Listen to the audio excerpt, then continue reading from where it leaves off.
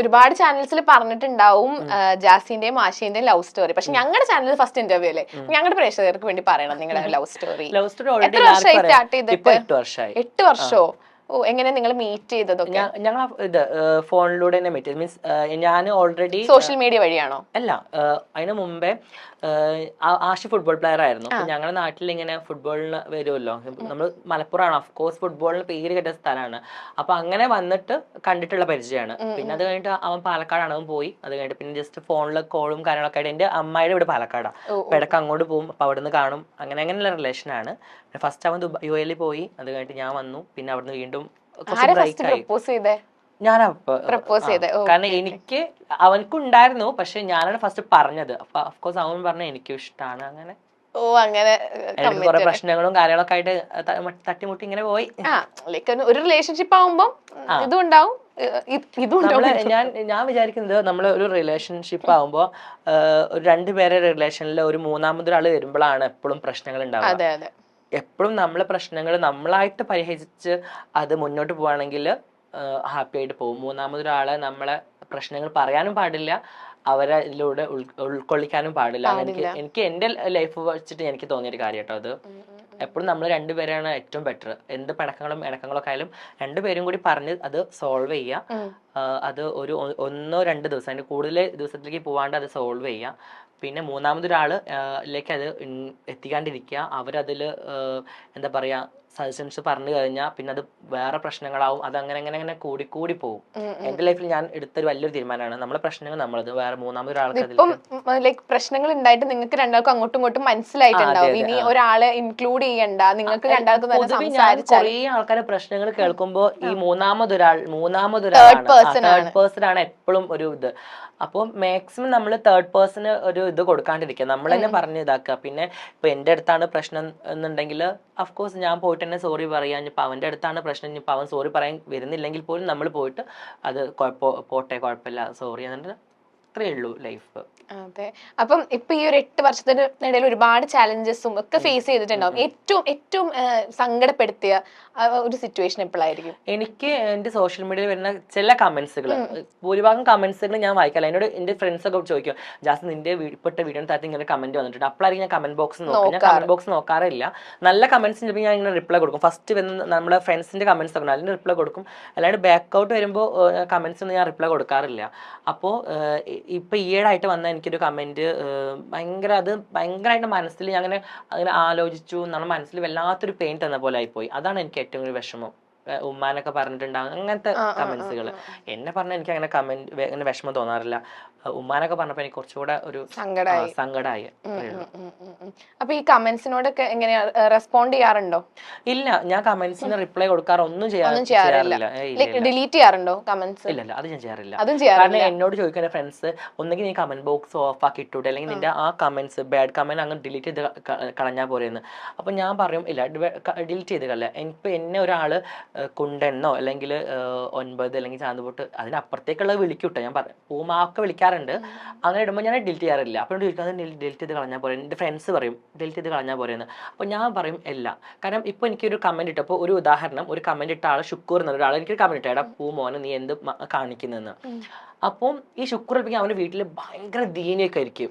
ഭയങ്കര ശുക്കൂർ അളിയൻ ഞങ്ങളുടെ ഫാമിലിയിൽ കിട്ടിയ പൊന്നളിയനാന്നൊക്കെ പറയും.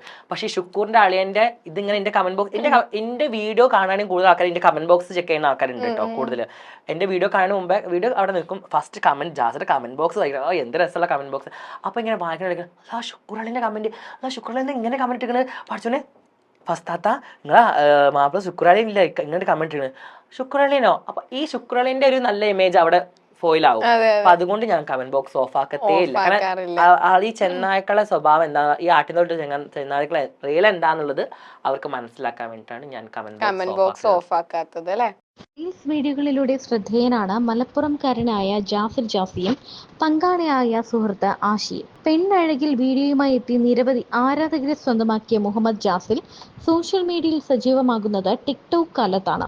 പലപ്പോഴും ജാസിലിന്റെ വീഡിയോകൾക്ക് മോശം കമന്റുകളാണ് ലഭിക്കുന്നത്. ബ്യൂട്ടി ടിപ്സ് വീഡിയോയുമായി എത്തിയെങ്കിലും ആരാധകരും കാഴ്ചക്കാരും കൂടുതലുണ്ടായത് ഒരു അറബി വീഡിയോ വഴിയാണ്. അറബി മോഡലിൽ തലയിൽ കെട്ടുകെട്ടുന്ന വീഡിയോ ഏകദേശം 1 കോടിയിലേറെ പേർ കണ്ടു.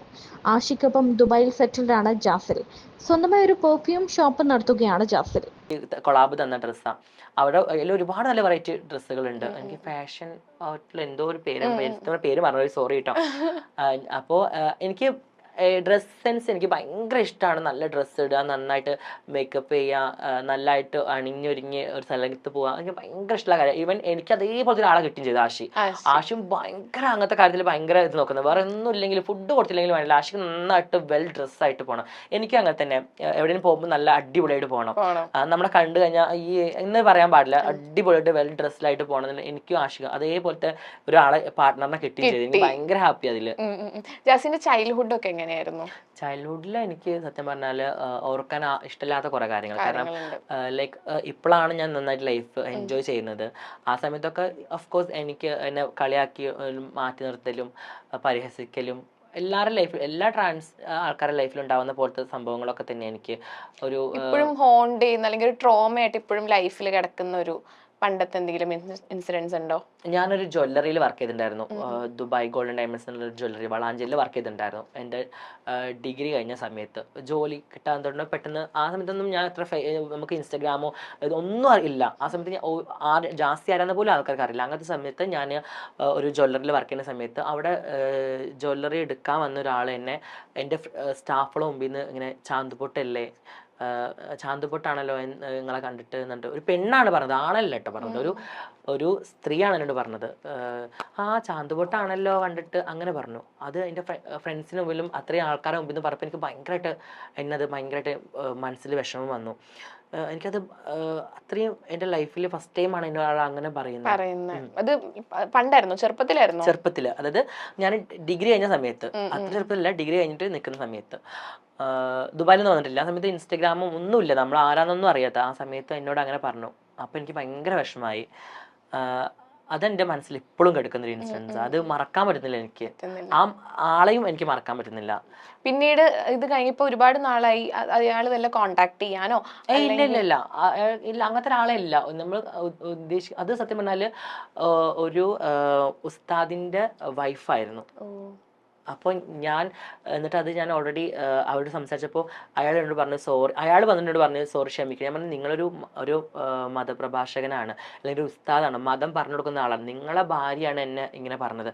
നാളെ നിങ്ങളെ വീട്ടിൽ ഇതേപോലെ ഒരാൾ വന്നു കഴിഞ്ഞാൽ നിങ്ങളെ വൈഫ് ഇങ്ങനെയാണോ അതിനെ വിളിക്കുക എന്നൊക്കെ പറഞ്ഞു. അപ്പോൾ അയാൾക്ക് കാര്യം മനസ്സിലാവുന്നുണ്ട്. സ്ത്രീ പിന്നെ അവസാനം ഒന്ന് സോറി ഒക്കെ ചോദിച്ചു. പക്ഷെ അതെനിക്ക് ഉള്ളിൽ എപ്പോഴും ഒരു ഇതായിട്ട് ഇങ്ങനെ കിടക്കുന്നുണ്ട്.